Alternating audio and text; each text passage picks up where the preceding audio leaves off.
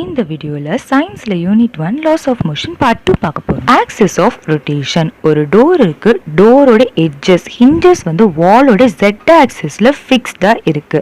இப்போ ஜூசு போய் ஃபோர்ஸ் கொடுத்து இந்த டோரை ஓபன் க்ளோஸ் பண்ணா டோர் ரொட்டேட் ஆகுது. எப்படி ரொட்டேட் ஆகுதுன்னா z ஆக்சிஸ் வைஸ் ரொட்டேட் ஆகுது. அந்த ரொட்டேஷன் பேர் தான் axis of rotation. Next point of rotation. ஒரு ஸ்க்ரூ இருக்கு, லூஸா இருக்கு. இதை டைட் பண்ண ராட் போடுறேன். ராடோட ஒரு எண்டை ஸ்க்ரூல ஃபிக்ஸ் பண்ணிட்டு இன்னொரு எண்டில் ஃபோர்ஸ் கொடுத்து அந்த ராடை டேர்ன் பண்றேன். அப்பதான் என்னோட ஸ்க்ரூ வந்து டைட் ஆகும். இந்த ராட் அந்த ஃபிக்ஸ்டு பாயிண்ட்டை சுத்தி டர்ன் பண்றதுனால அந்த ரொட்டேஷனுக்கு பேரு point of rotation. Moment of the force. இதுக்கு முன்னாடி பார்த்த எக்ஸாம்பிள் நம்ம எடுத்துக்கலாம். லூஸ் ஸ்க்ரூவை டைட் பண்ண ராட் போடுறோம். ராடோட ஒரு எண்டை ஸ்க்ரூல ஃபிக்ஸ் பண்ணிட்டு இன்னொரு எண்டில் டேர்னிங் ஃபோர்ஸ் கொடுக்குறோம். ஃபோர்ஸோட டேர்னிங் எஃபெக்ட் வந்து அந்த ஃபிக்ஸ்டு பாயிண்ட்டை சுற்றி ஆக்ட் ஆகும். இந்த டேர்னிங் ஃபோர்ஸ்னால ஸ்க்ரூ வந்து டர்ன் ஆகுது. அதான் moment of the force about that point or torque டவுன்னு சொல்றோம். டார்கை வந்து டவுன்ற சிம்பிள டினோட் பண்ணுவாங்க. மொமெண்ட் ஆஃப் த ஃபோர்ஸை எப்படி கால்குலேட் பண்ணுவாங்கன்னா tau is equal to F into D. F என்றது வந்து force and D என்றது perpendicular distance between the fixed point or fixed axis and the line of action of the force. Line of action of the force அப்படின்னா ஒரு பாயிண்ட்ல force act ஆகுது, அப்வர்டா act ஆகுது. இப்போ நான் லைன் வந்து அப்வர்டா வரைகிறேன். ஸோ அது என்ன மீன் பண்ணுதுன்னா அந்த லைன்ல இந்த ஃபோர்ஸ் ஆக்ட் ஆகுது. அதனால தான் நம்ம line of action of the force அப்படின்னு சொல்றோம். Torque is a vector quantity because it has magnitude and direction. Torque எந்த டைரக்ஷன்ல ஆக்ட் ஆகும்னா இப்போ line of action of force வந்து எந்த பிளேன்ல இருக்கோ அந்த பிளேனுக்கு ஒரு பெர்பெண்டிகுலர் வந்தீங்கன்னா அந்த டைரக்ஷன்ல தான் இந்த டார்க் வந்து ஆக்ட் ஆகும். Its unit is newton metre. Next couple. ஒரு ஆப்ஜெக்ட்ல ரெண்டு ஈக்குவல் ஃபோர்ஸ் வந்து ஆப்போசிட் டைரக்ஷன்ல at a time at two different பாயிண்ட்ல கொடுத்தா அது வந்து அந்த பாடியில கப்பலை கிரியேட் பண்ணுதுன்னு சொல்றாங்க. எக்ஸாம்பிள் ஃபார் கப்பிள் சொன்னா உங்களுக்கு புரியும். நம்ம டேப் ஓப்பன் க்ளோஸ் பண்றோம்ல அதான் கப்பிள். ரெண்டு ஈக்குவல் ஃபோர்ஸஸ் நம்ம டேப்போட டூ டிஃப்ரெண்ட் பாயிண்ட்ல கொடுக்குறோம், ஆப்போசிட் டைரக்ஷன்ல கொடுக்குறோம்ல. ஸோ இது நம்மளுக்கு என்ன கிரியேட் பண்ணுது? கப்பலை கிரியேட் பண்ணுது. இன்னொரு எக்ஸாம்பிளும் சொல்றேன். கார்ல ஸ்டேரிங் பார்த்துருப்பீங்களா, அது எப்படி டேர்ன் பண்றாங்கன்னா ரெண்டு ஈக்குவல் ஃபோர்ஸஸ் ஸ்டேரிங்கோட டூ டிஃப்ரெண்ட் பாயிண்ட்ல கொடுக்குறாங்க, ஆப்போசிட் டைரக்ஷன்ல கொடுக்குறாங்க. ஸோ அது நம்மளுக்கு என்ன கிரியேட் பண்ணுது? கப்பலை கிரியேட் பண்ணுது. ஸோ இது ரெண்டு தான் கப்பலோட எக்ஸாம்பிள். இப்போ கப்பல்னா என்னன்னு உங்களுக்கு புரிஞ்சிருக்கும். The line of action of the two forces does not coincide. அதாவது the line of action of the two forces வந்து எந்த பாயிண்ட்லயும் ஒன்னு சேராது. Couple does not produce any translatory motion. ஒரு ஆப்ஜெக்ட் ஸ்ட்ரெயிட்டா மூவ் ஆகுறது தான் நம்ம translatory motion சொல்லுவோம். ஸோ கப்பல் எந்த ஒரு translatory motionனும் கிரியேட் பண்ணாது since the resultant ஜீரோனால. கப்பல் translatory motion தான் ப்ரொடியூஸ் பண்ணாது, பட் கப்பல் வந்து ரொட்டேஷனை காஸ் பண்ணும் அந்த பாடியில். இந்த ரொட்டேட்டிங் எஃபெக்ட் ஆஃப் அ கப்பலை தான் மொமெண்ட் ஆஃப் அ கப்பல் அப்படின்னு சொல்கிறோம். மொமெண்ட் ஆஃப் அ கப்பலை எப்படி கால்குலேட் பண்ணுவாங்கன்னா the product of any one of the forces, ஏதாவது ஒரு ஃபோர்ஸ் எடுத்து and the perpendicular distance between the line of action of two forces.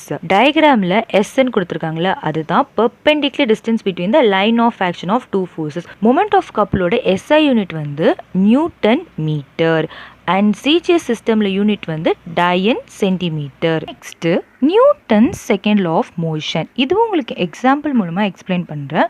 ஒரு பால் இருக்கு, ரெஸ்ட் பொசிஷன்ல இருக்கு. ஜூசு இருக்கு, அவ தான் external force.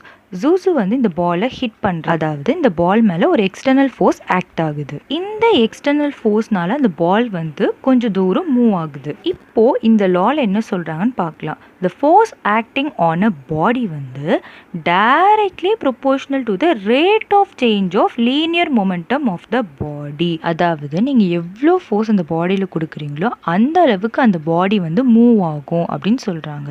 And the change in momentum takes place in the direction of the force. எந்த டைரக்ஷன்ல நீங்க ஃபோர்ஸ் கொடுக்குறீங்களோ அந்த டைரக்ஷன்ல தான் இந்த மொமெண்டமும் ஆக்ட் ஆகும். இப்போ ஜூசு வந்து டுவர்ட்ஸ் ரைட் சைட் ஃபோர்ஸ் கொடுத்துருக்கறதுனால அந்த மொமெண்டமும் டுவர்ட்ஸ் ரைட் சைட் ஆக்ட் ஆகுது. இந்த லா வந்து அமௌண்ட் ஆஃப் ஃபோர்ஸை மெஷர் பண்ண ஹெல்ப் பண்ணுது. அதனால இந்த லாவை லா ஆஃப் ஃபோர்ஸ் அப்படின்னு சொல்லலாம். யூனிட் ஆஃப் ஃபோர்ஸ் வந்து நியூட்டன் என். சிஜிஎஸ் சிஸ்டம்ல இட்ஸ் யூனிட் இஸ் டயன். ஒரு பாடி இருக்கு, மாஸ் வந்து 1 kg. இதில் 1 metre per second square acceleration produce பண்ண எவ்வளோ ஃபோர்ஸ் தேவைப்படுது, அந்த ஃபோர்ஸை தான் யூனிட் ஃபோர்ஸ் அப்படின்னு சொல்லுவோம். Next impulse. A large force acting for a very short interval of time is called as impulsive force. இதுக்கு ஒரு எக்ஸாம்பிள் சொல்கிறேன். ஒரு கார் வந்து 100 km/h வந்து ரோடில் மூவ் ஆயிட்டு இருக்கு. அந்த ரோட்ல கொஞ்சம் தூரத்தில் வந்து அனிமல் நிற்கிது. டிரைவர் அதை கொஞ்சம் டிஸ்டன்ஸில் பார்த்துட்டு அவர் லார்ஜ் ஃபோர்ஸை அந்த பிரேக்கில் கொடுத்து வண்டியை நிறுத்துறாரு. அந்த வண்டி வந்து அந்த அனிமலுக்கு க்ளோஸாக போய் ஸ்டாப் ஆகுது. இந்த லார்ஜ் ஃபோர்ஸ் வந்து அந்த ஷார்ட் இன்டர்வல் ஆஃப் டைம் வரைக்கும் தான் ஆக்ட் ஆகுது. அதை தான் நம்ம இம்பல்சிவ் ஃபோர்ஸ் அப்படின்னு சொல்லுவோம். இம்ப்ளஸை ஜேன்னு ரெப்ரசன்ட் பண்ணுவாங்க. இம்ப்ளஸை நம்ம ஃபார்முலாவை ரெப்ரசன்ட் பண்ணலாம். J is equal to F into T. Fன்றது நீங்கள் அந்த பாடிக்கு கொடுக்குற ஃபோர்ஸு. ஸ்மால் t வந்து அந்த ஃபோர்ஸ் அந்த பாடியில் எவ்வளோ நேரம் ஆக்ட் ஆகுது அது. இம்பல்சிவ் ஃபோர்ஸை நியூட்டன் செகண்ட் லாவோட ரிலேட் பண்ணுறாங்க. எப்படின்னா எஃப்க்கு நியூட்டன் செகண்ட் லால வந்து வேல்யூ தராங்க. நியூட்டன் செகண்ட் லால வந்து உங்களுக்கு தெரியும், F is nothing but change in momentum with respect to time. இந்த டினாமினேட்டரில் இருக்க டீயை லெஃப்ட் சைட் கொண்டு போனால் it become multiplication. So del P is equal to F into T. J is equal to F into Tயும் del P is equal to F into Tயும் equate பண்ணால் you will get J is equal to del P. அப்படின்னா impulsive force is also equal to the magnitude of change in momentum. இதோட unit என்னன்னா kilogram metre per second or newton second. Newton's third law of motion. இந்த லாவும் example மூலமாக explain பண்ணுறேன். Consider bird and air, 2 different bodies. இப்போது bird பாருக்க ஏரை வந்து டவுன்வர்டாக புஷ் பண்ணுது தன்னோட விங்ஸை வச்சு. இதை நம்ம ஆக்ஷன் அப்படின்னு சொல்லுவோம். பேர்டு வந்து ஏருக்கு கொடுக்குற டவுன்வர்ட் ஃபோர்ஸை எஃப்ஏன்னு டினோட் பண்ணலாம். அண்ட் ஏர் வந்து பேர்டை அப்வேர்டாக புஷ் பண்ணுது, இதை ரியாக்ஷன் அப்படின்னு சொல்லுவோம். ஏரு பேர்டுக்கு கொடுக்குற அப்வேர்ட் ஃபோர்ஸை எஃபின்னு டினோட் பண்ணலாம். ரெண்டு ஃபோர்ஸுமே ஈக்குவல் இன் மெக்னிடியூட். டைரக்ஷன் பார்த்தீங்கன்னா ஆப்போசிட். ஸோ நம்ம FB is nothing but equal to minus of FA அப்படின்னு சொல்லலாம். இது தான் நியூட்டன்ஸ் தேர்ட் லா. நீங்கள் கொடுக்குற ஒவ்வொரு ஆக்ஷனுக்கும் there will be equal and opposite reaction. இந்த ஆக்ஷன் ரியாக்ஷன் வந்து ஆக்ட்ஸ் ஆன் 2 different பாடிஸ். இன்னொரு எக்ஸாம்பிள் சொல்கிறேன். நம்ம கன்லேருந்து புல்லட்டை ஃபயர் பண்ணால் புல்லட் வந்து ஃபார்வர்டாக போகுது, அது ஆக்ஷன். அந்த ஆக்ஷனை ரீகுவலைஸ் பண்ணுறதுக்கு கன் வந்து பின்னாடி மூவ் ஆகும், அது reaction. Newton's universal law of gravitation. இந்த லாவை எக்ஸாம்பிள் மூலமாக எக்ஸ்பிளைன் பண்ணுறேன். 2 பார்ட்டிக்கல் இருக்குது. ப்ளூ பார்ட்டிகளோட மாஸை m1னும் க்ரீன் பார்ட்டிகளோட மாஸை m2ன்னு வச்சுருக்கேன். இந்த லாவில் என்ன சொல்கிறாங்கன்னா, every particle of the matter in this universe attracts every other particle with a force. So இந்த 2 பார்ட்டிகளுக்கும் அட்ராக்ஷன் நடக்குது. அந்த அட்ராக்ஷன் வந்து ஃபோர்ஸ் அப்படின்ற ஃபார்மில் நடக்குது. அது என்ன ஃபோர்ஸ்னால் கிராவிடேஷனல் ஃபோர்ஸ். இப்போது நம்ம ஏர்த்தில் நிற்கிறோம். எப்படி நிற்கிறோம்? கிராவிடேஷனல் ஃபோர்ஸ்னால நம்ம நிற்கிறோம். ஸோ நம்மளுக்கும் அந்த ஏர்த்துக்கும் ஒரு அட்ராக்ஷன் நடக்குது. எந்த ஃபார்மில்? கிராவிடேஷனல் ஃபோர்ஸ் ஃபார்மில் நடக்குது. This force is directly proportional to the product of their masses.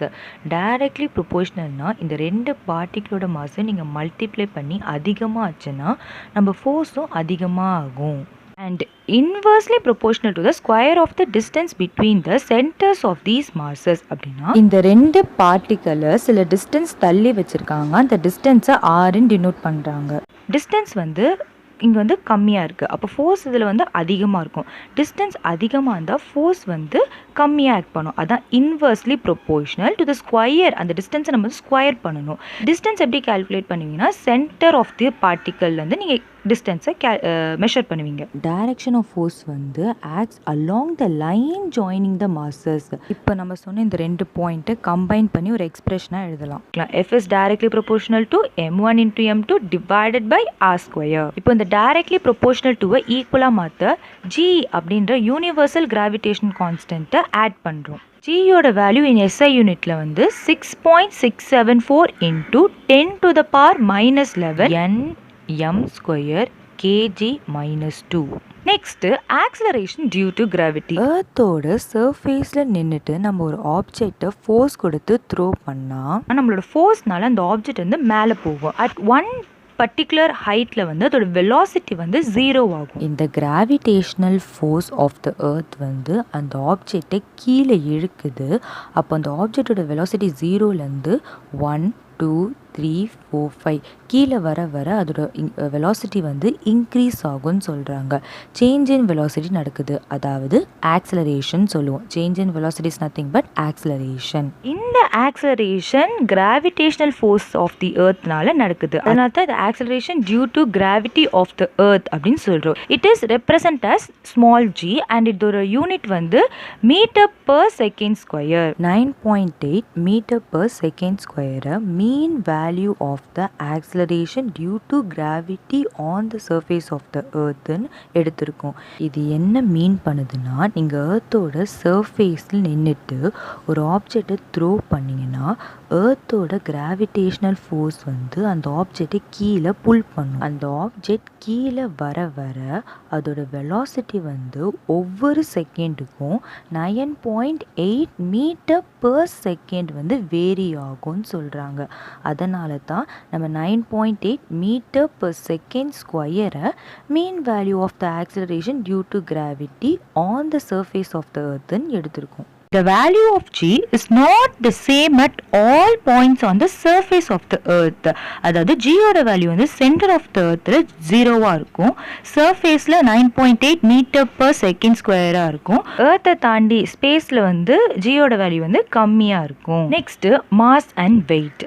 மாஸ்ன்றது quantity of matter contained in the body. We know that ஒரு body is made up of matter. So அந்த பாடியில் அந்த எவ்வளோ மேட்டர் இருக்குது சொல்கிறது தான் மாசு. மாஸ்க்கு எக்ஸாம்பிள் சொல்கிறேன். இப்போ நம்ம கடைக்கு போய் 1 kg சுகர் வாங்குகிறோம். அந்த குட்டி குட்டி சுகர் பார்ட்டிக்கல் எல்லாம் மொத்தமாக சேர்ந்து 1 kg சுகர் தருது. அந்த மொத்தம் தான் குவான்டிட்டி ஆஃப் மேட்டர்னு சொல்கிறோம். Its SI unit is kilogram, KG.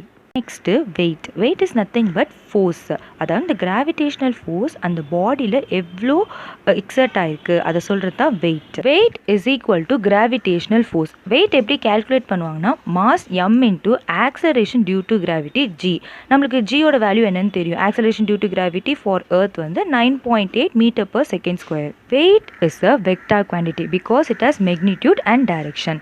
Direction of weight is always towards the centre of the earth.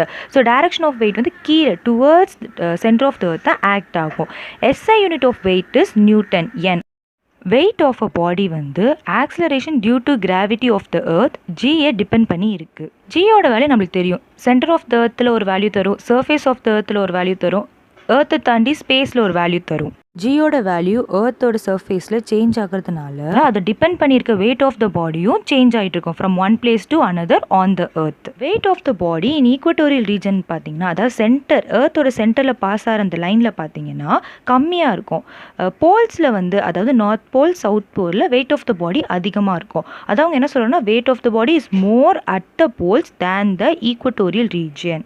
Value of acceleration due to gravity on the earth is 9.8 meter per second square. The value of acceleration due to gravity on the surface of the moon is 1.625 meter per second square. If a person, அதாவது juice எடுத்துக்கலாம், whose mass is 60 kg stands on the surface of the earth. earthோட சர்ஃபேஸில் நிற்கிறா. His weight would be 588 newton. Weight எப்படி calculate பண்ணுவோம்? m into G. 60 into 9.8. 9.8னா acceleration due to gravity of the earth. So இதை multiply பண்ணால் உங்களுக்கு 588 Newton கிடைக்கும். ஸோ ஜூஸுவோட வெயிட் எர்த்தில் வந்து 588 Newton. If Zuzu goes to the surface of the moon, அவளோட weight வந்து only 97.5 நியூட்டன். வெயிட் எப்படி கால்குலேட் பண்ணுவோம்? 60 இன்டூ 1.625.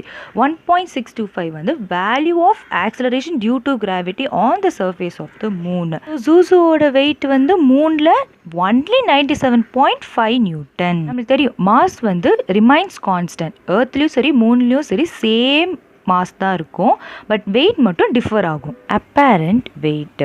இப்போ நம்ம எர்த்தில் நின்று நம்மளோட வெயிட்டை கேல்குலேட் பண்ணால் அது ஆக்சுவல் வெயிட்டுன்னு சொல்லுவாங்க.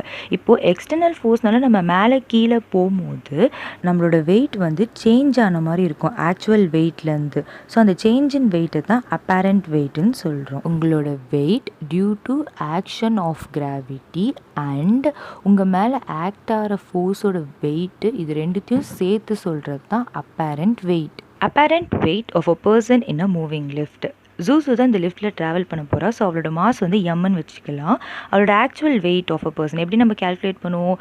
எர்த்தில் நிற்கும் போது அவளோட வெயிட் என்னவாக இருக்குது? W = mg which is acting vertically டவுன்வர்ட்ஸ்னு வச்சுக்கலாம். இப்போ லிஃப்ட் மேலே கீழே போகும்போது லிஃப்டோட ஃபோர்ஸ் பாடியில் ஆக்ட் ஆகும். That is action.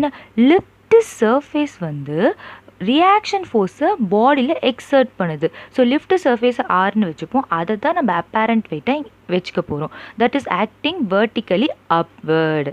கேஸ் 1. இப்போ லிஃப்ட் வந்து மேலே போகுது வித் அன் ஆக்சலரேஷன் A. ஆக்சலரேஷன்னா சேஞ்ச் இன் வெலாசிட்டி. இப்போது நம்மளே ஜென்ரலாக லிஃப்ட்டில் மேலே போகும்போது வெயிட் அதிகமான மாதிரி லெக்கில் ஃபீல் பண்ணுவோம். ஆக்சுவல் வெயிட்டை விட அப்பேரண்ட் வெயிட் அதிகமான மாதிரி ஃபீல் பண்ணுறோம். அப்பேரண்ட் வெயிட் அதிகமாக இருக்குது. ஸோ அதனால் R - Wன்னு எடுக்கிறேன் equal to Fnet. Fnet is total force. We know that force is equal to ma by Newton's second law. R is equal to negative W equal டுக்கு right side கொண்டு போனால் W plus ma and W ஓட value substitute பண்ண mg. இந்த ரெண்டுத்துலேயும் m காமனாக இருக்குது. So R is equal to m into g plus a. So இதுலேருந்து என்ன தெரியுதுன்னா லிஃப்ட் அப்வர்டாக மூவ் ஆகும்போது அப்பேரண்ட் வெயிட் தான் அதிகமாக இருக்கும் தேன் ஆக்சுவல் வெயிட். கேஸ் 2. இப்போ லிஃப்ட்டு வந்து கீழே மூவ் ஆகுது வித் அன் ஆக்சலரேஷன் A. இப்போ லிஃப்ட்டில் நம்ம கீழே மூவ் ஆகும்போது நம்ம வெயிட்டு கம்மியான மாதிரி லெக்கில் ஃபீல் பண்ணுவோம். அதனால் ஆக்சுவல் வெயிட் தான் அதிகமாக இருக்கும். ஸோ அதனால் நான் W - R is equal to Fnetன்னு எடுக்கிறேன். F is nothing but ma. Negative ஆரை லெஃப்டில் வச்சுட்டு டபிள்யூவை ஈக்குவல் டுக்கு ரைட் சைட் கொண்டு போயிட்டு அந்த ஈக்குவேஷன் த்ரூ அவுட் மைனஸால் மல்டிப்ளை பண்ணால் உங்களுக்கு R is equal to W minus ma கிடைக்கும். R is equal to W value என்னது mg minus ma and ரெண்டுத்துலேயும் m காமனாக இருக்குது. ஸோ m எடுத்தால் R is equal to m into g minus a. So lift கீழே move ஆகும்போது நம்மளோட apparent weight is lesser than the actual weight. Case 3. Lift is at rest. So acceleration எதுவும் நடக்கல. அப்போ 0. R is equal to W. R is equal to mg எழுதுறோம். அதாவது W value mgயில் அப்படியும் எழுதலாம். ஸோ இதுலேருந்து என்ன சொல்கிறாங்கன்னா லிஃப்ட்டு ரெஸ்ட்டில் இருக்கும்போது நம்மளோட அப்பேரண்ட் வெயிட்டும் ஆக்சுவல் வெயிட்டும் ஈக்குவலாக இருக்கும். Case 4. Lift is falling down freely. அப்படின்னா லிஃப்ட் வந்து ஆக்சலரேஷன் டியூ டு கிராவிட்டினால கீழே வருது. ஆக்சலரேஷன் இந்த lift is equal to acceleration due to gravity. இதுக்கு வந்து lift is moving down equation எடுத்துக்கலாம். R is equal to m into g minus a. ஏக்கு பதிலாக ஜியை சப்ஸ்டியூட் பண்ணால் R is equal to 0.